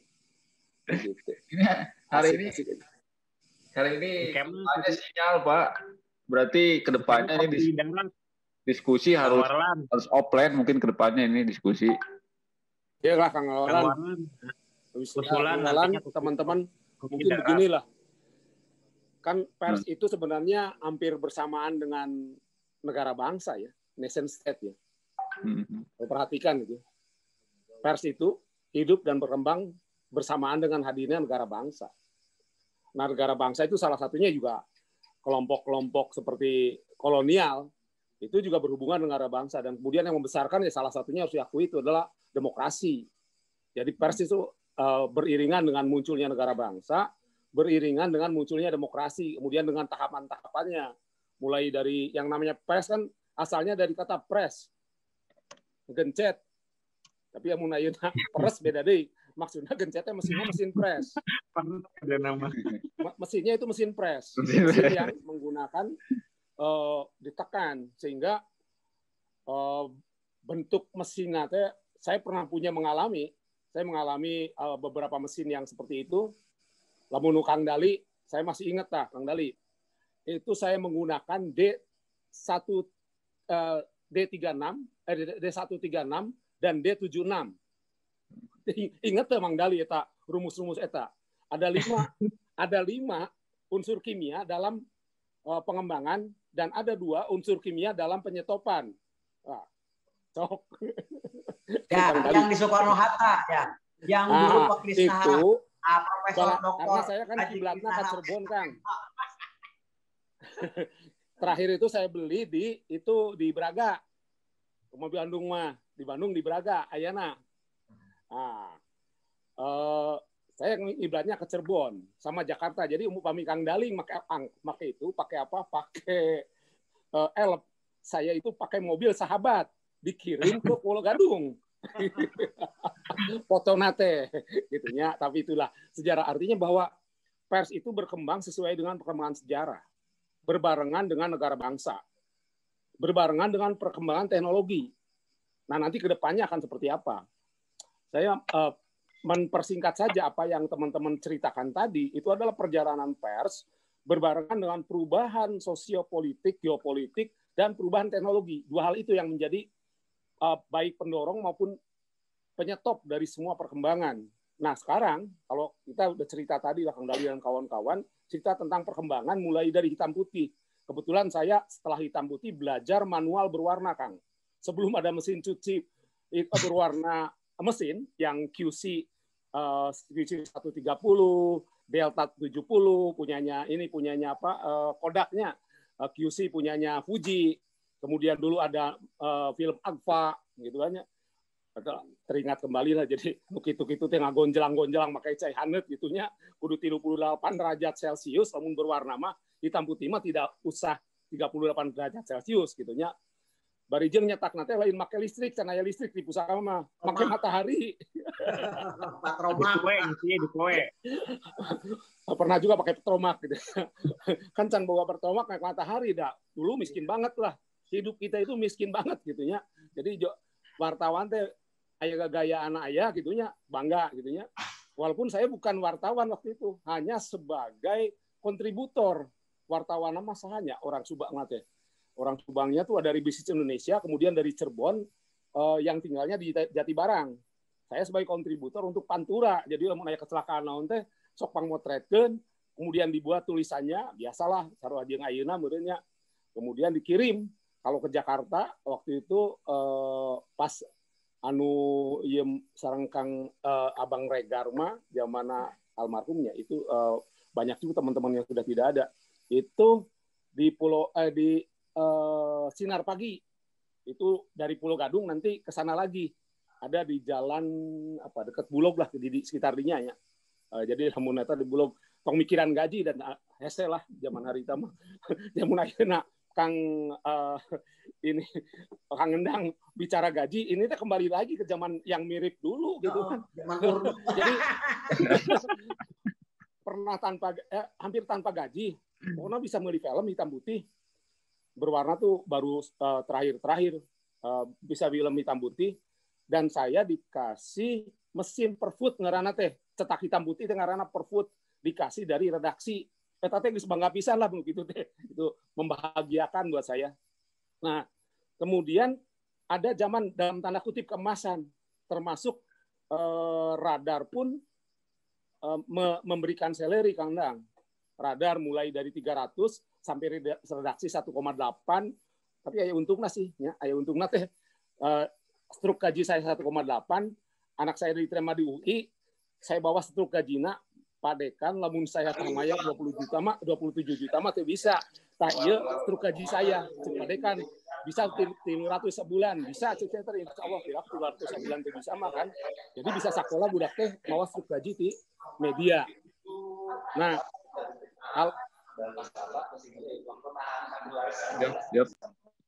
Kang Riana masuk lagi dah.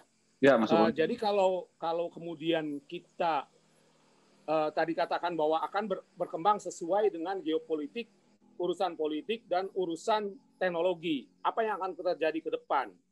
Yang akan terjadi ke depan, maka sebenarnya antara media dengan lembaga-lembaga non-media akan terjadi konvergensi. Sekarang siapa yang paling banyak mendapat iklan? Facebook, Google, kemudian YouTube, dan seterusnya. Kita yang bikin konten belum tentu dapat. Namun Kang Warlan kemudian ada pay per click ataupun pay per bait, itu juga tidak menjamin kita akan lebih kaya daripada Google gitu kan. Itu teknologi. Nah, ini kan perlu dipahami dan siasati.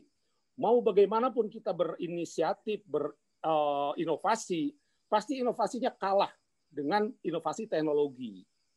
Inovasi teknologi kebetulan tidak sentralnya nggak di Indonesia, gitu kan? Kita menjadi follower, ya mau nggak mau yang namanya menjadi follower ya menjadi pelengkap penderita, harus dipahami. Nah, seperti itu. Kita pengen yang ideal seperti ideal pers itu seperti apa? Ya hampir susah kita menyebutkan ideal pers, itu semuanya berkembang. Itu angan-angan kita aja, Undang-Undang Pers nomor 40, dan untuk kemerdekaan pers sebutnya kan, bukan untuk kemerdekaan wartawan lah, bukan untuk kemerdekaan perusahaan pers, bukan kemerdekaan untuk asosiasi lembaga pers ataupun asosiasi jurnalis, tetapi untuk kemerdekaan pers. Hampir tidak ada kata-kata untuk kesejahteraan wartawan, kesejahteraan media, dan lain sebagainya. Nah, yang akan berkembang dengan adanya konvergensi teknologi, maka ini akan tidak mudah. Tetapi masih ada waktu. Misalnya, saya mendengar tentang kondisi yang sudah the end of papers atau berakhirnya masa koran cetak atau media cetak. Itu sudah lama sekali. Tahun 90 sudah muncul bahwa akan berakhir, dan sekarang baru terasa benar. Artinya ada waktu antara 90 2020 itu 30 tahun. Baru sekarang terasa banget.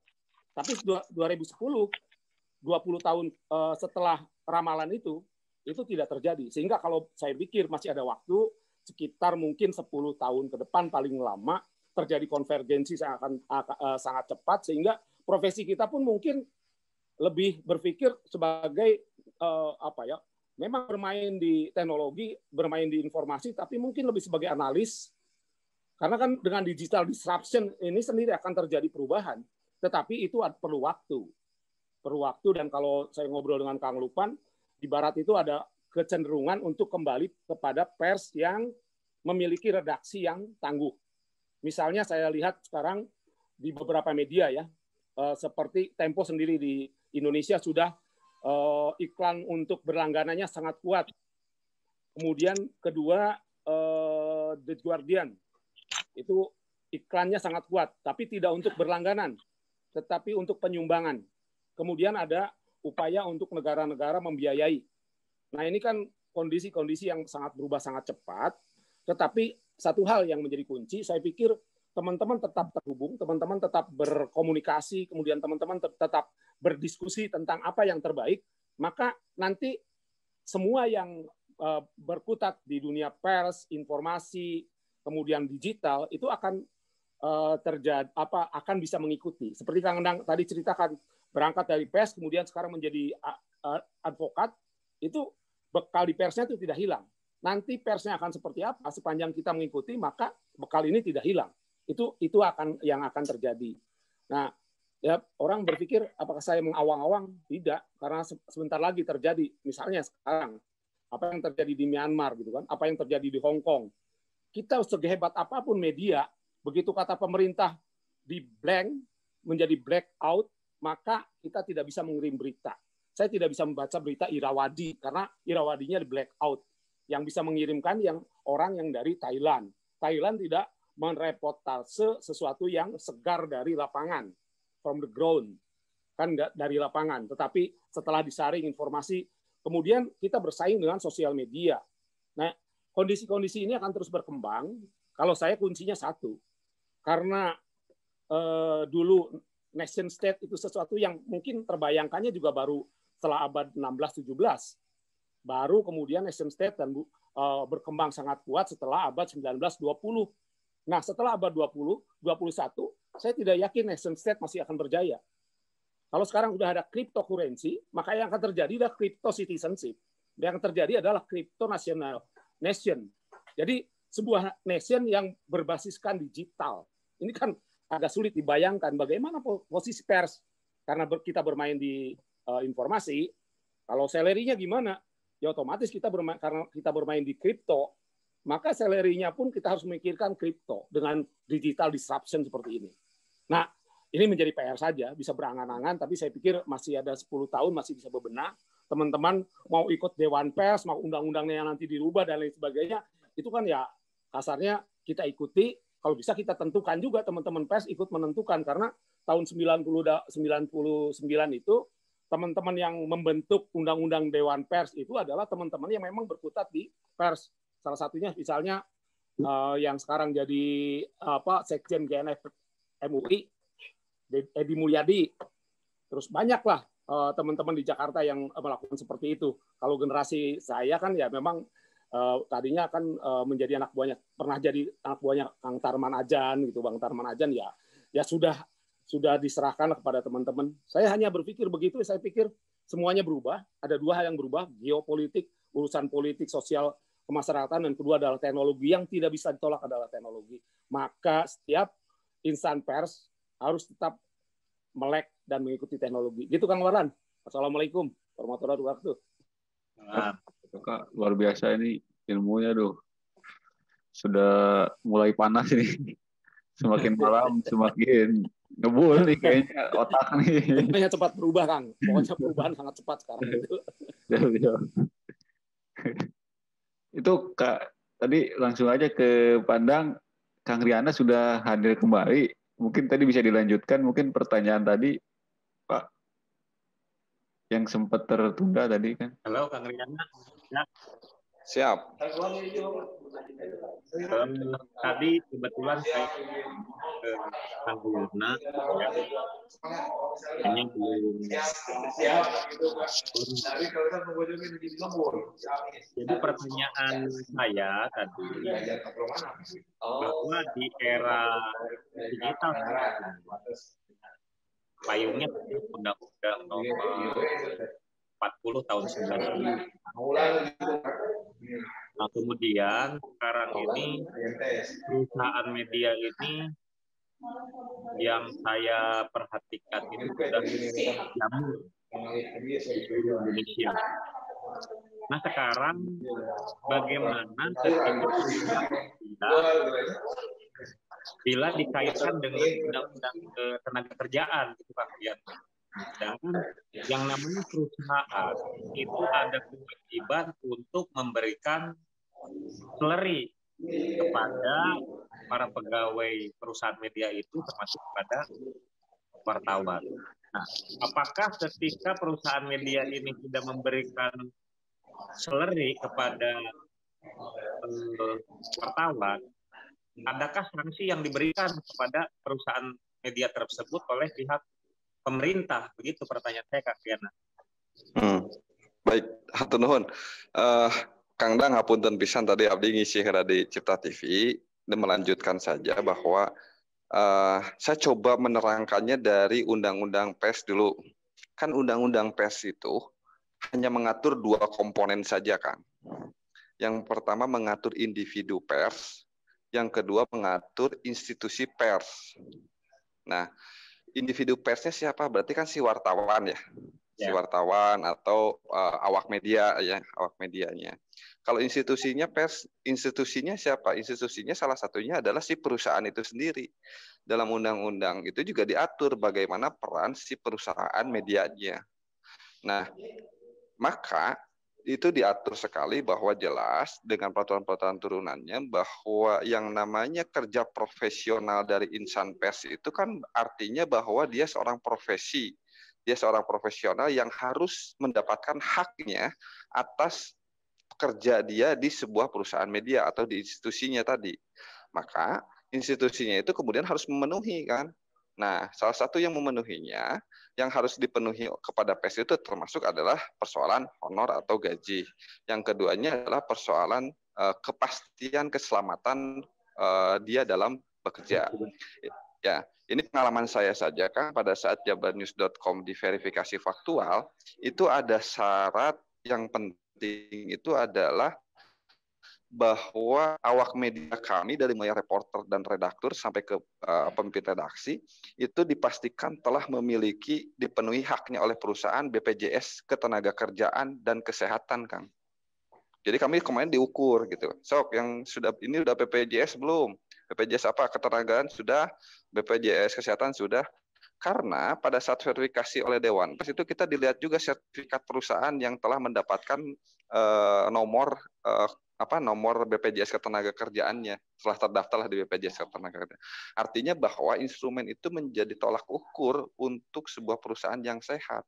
Karena kan kita, ya saya pribadilah dulunya sebagai seorang reporter atau seorang wartawan, kan harus dipastikan saya bisa bekerja di sebuah perusahaan pers yang memang bisa memenuhi hak-hak saya, yang bisa memenuhi hak agar saya bisa menjalankan kewajiban dengan baik. Dan kita makan reporter atau wartawan, bukan yang menerima bayaran dari perusahaan, bukan dibayar oleh narasumber.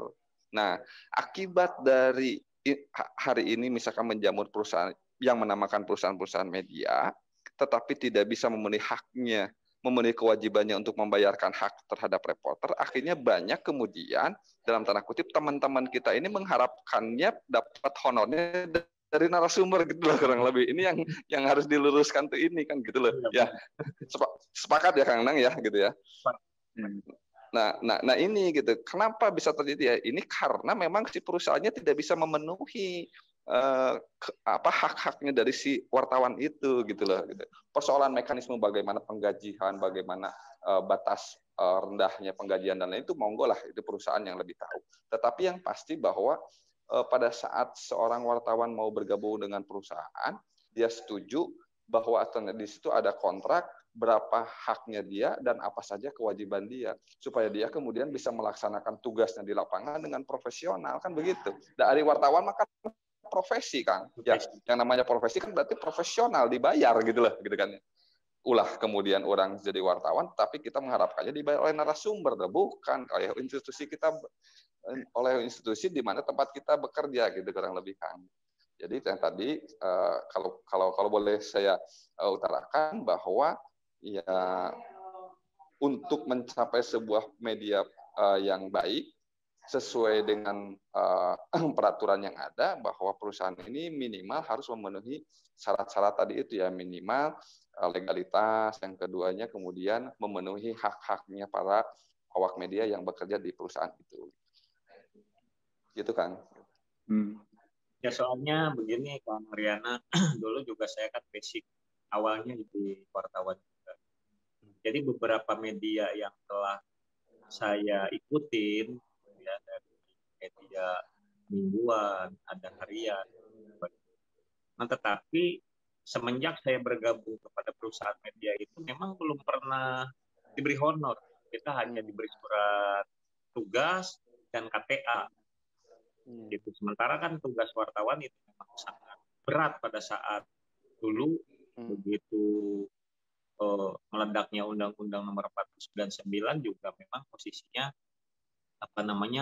wartawan ini sangat berat mengemban tugasnya kan. Tetapi hanya perusahaan-perusahaan yang bonafit pada saat itu yang diberikan salary. Ada yang Jawa Pos, ada PR, ada Kompas dan lain sebagainya. Kita kan di perusahaan daerah gitu, perusahaan ini memang badan hukumnya juga punya badan hukum gitu. Namun setiap wartawan yang bergabung dengan perusahaan itu tidak pernah memberikan salary kepada wartawan. Ya akhirnya kita sebagai wartawan ini bekerja kemudian mencari rezeki sendiri gitu loh Kang Riana. Nah kita juga tidak bisa berbuat banyak gitu sebagai wartawan untuk banyak menuntut kepada perusahaan media untuk diberikan salary tadi. Makanya untuk era sekarang ini yang lebih canggih lagi informasinya, jadi banyak media-media online gitu. Jadi media cetak ini sudah hampir tergeser gitu. Saya di Subang hampir jarang lah gitu yang pernah saya lihat itu masih ada Pasundan Express gitu ya, ada PR juga sudah rada jarang lihat gitu. Sekarang yang sudah menjamur itu memang media online. Media online itu lebih simpel, lebih cepat dibaca gitu, lebih cepat kirim berita langsung bisa disajikan kepada masyarakat. Nah, saya sebagai bagian daripada masyarakat ya ingin memberikan pesan saja gitu. Mudah-mudahan setiap perusahaan media ini ketika ada wartawannya jadi supaya dapat diberikan hak honorariumnya, karena belum tentu setiap wartawan itu di lapangan bisa mencari rezeki sendiri. Sebab saya udah sangat merasakan lah pahit getirnya di wartawan kalau kita memang tidak banyak bergaul dengan kawan wartawan yang sudah senior, terus tidak punya banyak jaringan, ya bisa-bisa jadi wartawan itu hanya bayar koran mingguan aja. Kita kan dikasih beban setiap minggu itu 75 eksemplar koran. Pada saat itu 1.500 per eksemplar koran karena terbit mingguan, ya setiap minggu kita bayar koran. Jadi kalau nggak punya duit untuk bayar koran ya kita berhenti jadi wartawannya karena akan di stop press oleh perusahaan media itu gitu.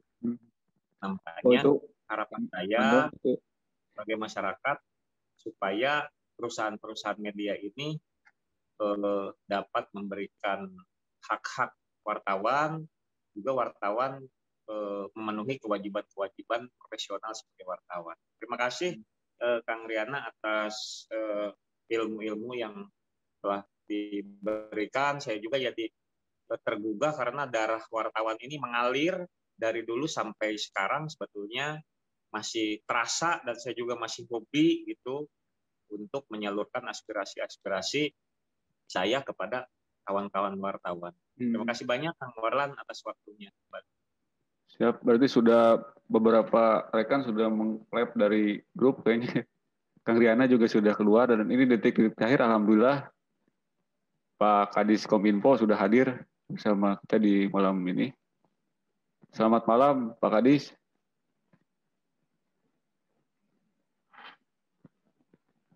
Halo. Selamat malam Pak.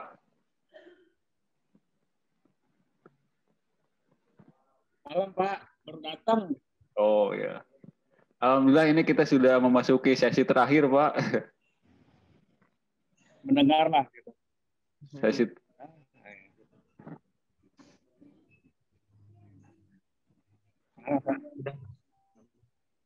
Alhamdulillah kita sudah memasuki sesi terakhir ini Pak dalam diskusi kali ini. Assalamualaikum Kang Indra, gimana ya posisi? Capek. Di kafe. Mani serius gitu. Kali gelasnya beda, iya mah gelasnya tuh. Kang Dali. Gelasnya Pak. Ya Pak Kakak diajak-ajak dah. Nah, baru datang aja. Di kebon Nabi mah. Ngariongna orang dia. nu ngahajat. Pak Diantos. Kang Warlan, Indra bagian Indra nu ngahajat lah. Siap. Ngadangukeun insyaallah mangga. Oh siap, sekarang kan bagian Pak Kadis sekarang. Tausiah di Pak Kadis. Sudah tausiah ya nama. narasumber intinya sudah pamit duluan Pak, ini tinggal Pak Kadis yang datang di akhir-akhir nih. Oh iya. Bisa ini kan gambarannya hari pers soal wartawan, mungkin bisa juga diinformasikan juga Pak, jumlah kan Kominfo punya data nggak Pak, jumlah wartawan yang sudah bermitra dengan pemerintah daerah atau hal lainnya gitu. Pertama, Kominfo mengucapkan selamat Hari Pers Nasional yang ke-75. Semoga insan pers bisa maju satu langkah di zaman digitalisasi. Sehingga kita tidak ketinggalan langkah dan tidak ketinggalan informasi. Sebab bagaimanapun juga, Kominfo siap menopang dan mendukung keterkaitan dan keberlangsungan insan pers di masa kedigitalisasiannya. Apapun yang dikerjasamakan atau apapun yang dimohon, kita akan mencoba memposisikan untuk mengakses. Apakah itu sarana prasarana, fasilitas, maupun yang bisa dikoneksitaskan dengan masyarakat. Itu yang pertama, di hari ulang tahun yang ke-75. Kemudian yang kedua, insan pers, kami menghimbau dan mengajak agar ada 3. Yang pertama adalah aktualisasi, bahwa update-nya, beritanya segar, mudah, cepat, nyampe kepada masyarakat. Sehingga apa yang dikerjakan oleh pemerintah, yang sudah dan yang sedang, bahkan yang akan, itu masyarakat tidak ketinggalan informasi. Karena up-to-date-nya itu, dan karena keaktualannya, informasi yang disajikan oleh para insan pers dan jurnalis. Kemudian yang kedua adalah faktual. Sangatlah berarti faktualan informasi. Sebab faktual itu akan menjamin keautentikan itu informasi. Sebab masyarakat kita harus lawan hoax, kemudian hate speech, itu harus dilawan dengan faktualisasi. Sehingga masyarakat tidak mudah terkecoh oleh informasi yang disajikan oleh orang lain. Maka oleh sebab itu, kami sepakat dan mendukung bersama-sama dengan bapak-bapak untuk melawan hoax melalui informasi secara faktual. Yang ketiga adalah akuntabilitas. Apapun yang ditulis, apapun yang diucapkan oleh kita semua, khususnya oleh insan pers atau jurnalis, itu dapat dipertanggungjawabkan kesohihannya dari berita yang diluncurkan. Sebab zaman digitalisasi, sekian detik saja kita sudah bisa menggenggam dunia. Siapa yang menguasai informasi tentu saja menguasai dunia. Dan siapa yang tidak mengenal media, berarti kita mengubur diri. Barangkali itu keterkaitan dengan Hari Pers Nasional. Kemudian utamanya untuk menjadi budaya digitalisasi di kalangan kita semua dengan kemitraan di masa-masa pandemi kayak begini, apalagi Tuhan sedang berdoa agar mudah-mudahan satu corona bisa tertelan banjir dan banjirnya sudah menjadi surut, akhirnya kita 0 km dari corona. Maka oleh sebab itu digitalisasi akan menjembatani dan akan mendekatkan diri antara kita, pemerintah, dengan masyarakat, sehingga masyarakat tidak kehilangan informasi. Maka oleh sebab itu, mari kita memfungsikan diri sebagai edukator untuk menyampaikan yang sebenar-benarnya informasi yang datangnya dari pihak kami.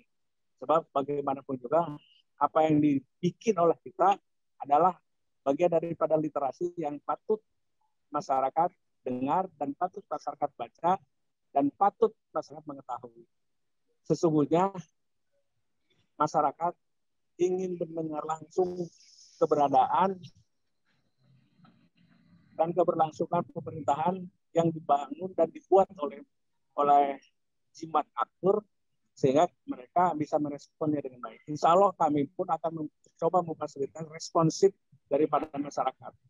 Barangkali itu rasa hormat Kominfo atas nama pemerintah daerah, khususnya dalam ini adalah Bupati Bapak Ruhimat dan Pak Agus Maskur, mengucapkan selamat dan sukses HPN-nya. Gitu. Begitu Pak Warlan, Pak Dali, dan Pandang. Oke, siap. Terima kasih Pak Kadis. Sudah hadir dari Bandung, jauh-jauh nih. Ya, benar. Pengen buru-buru ini, pengen buru-buru cerita. Oh, kasar kakak nangwa, universitas lawas gitu. Kan ke Abi Amang lah tadinya ke kantor. Iya. Ya. Kalau untuk jumlah wartawan itu ada datanya ke Pak kalau di dinas itu? Ada ini wartawan ada yang sifatnya konvensional yang sudah bermigrasi ke online itu memang lebih banyak yang online sekarang. Nah, tapi suaranya Pak ini? Suaranya kayaknya kurang ini. Kita sedang memposisikan memverifikasi mana yang online dan berbadan hukum, mana yang masih konvensional tetapi eksis. Nah ini lagi kita. Tetapi populasinya memang banyak, gitu. Lebih daripada ratusan di kita. Tetapi kalau online itu masih puluhan. Mudah-mudahan cepat atau lambat mereka bermigrasi kepada digitalisasi yang cepat pula mereka lebih mendekatkan informasinya kepada masyarakat. Secara data otentik atau akurat memang kita belum, tetapi saya sudah menugaskan kepada salah satu kasih untuk memverifikasi lembaga wartawan atau lembaga organisasi terkait dengan pers itu yang online ada berapa, yang berbadan hukumnya kayak apa, dengan segala yang memenuhi persyaratannya, begitu pula dengan yang konvensional. Sebab yang saya tahu yang mempunyai sertifikat yang lebih tertinggi daripada apa yang disyaratkan itu baru kalau tidak salah saudara Lukman yang utama itu media utama gitu ya. Yang lainnya belum menuju ke arah sana. Tetapi langkah-langkah itu akan kita bikin dengan cara kita membuat persyaratan. Berarti kita akan mencoba mendekatkan mutu insan pers untuk menuju kepada manusia yang berkualitas lagi. Barangkali itu. Oke, berarti siaplah Pemkama siap bekerja sama ya dengan insan pers. Amat sangat bekerja sama. Pemerintah daerah ingin menggandeng sauyunan bersama insan pers yang ada di Kabupaten Subang. Oke, siap Pak Kadis, satu nuhun atas waktunya. Ini di sesi terakhir sudah datang. Jadi kawan diskusi Media Jabar. Pak Dali juga terima kasih masih sampai detik-detik terakhir nih masih stay. Pandang. Pengorekan yang masih ada di perjalanan. Ya. Pandang dan Pak Kakak, mungkin Pak Kakak ini masih udah keluar Pak Kakak apa masih ada? Ada, Pak Kakak masih ada. Ya mungkin karena yang lain sudah pada keluar duluan, ini sudah pamit dan rupanya sudah malam juga ini dan pastinya mengganggu bapak-bapak ini yang malamnya. Nuhun atas kehadirannya. Mungkin diskusi ini ditutup aja ya, tutup. Terima kasih Pak Kadis juga. Nuhun Lan. Assalamualaikum, Pak Kadis. Assalamualaikum. Terima kasih sudah. Salam sehat. Dayana. Pak Kadis. Siap. Ya, sampai berjumpa lagi di diskusi selanjutnya dengan tema yang berbeda mungkin. Dari saya, Assalamualaikum warahmatullahi wabarakatuh. Waalaikumsalam warahmatullahi wabarakatuh. Terima kasih atas ilmu dan waktunya, Pak. Sama-sama.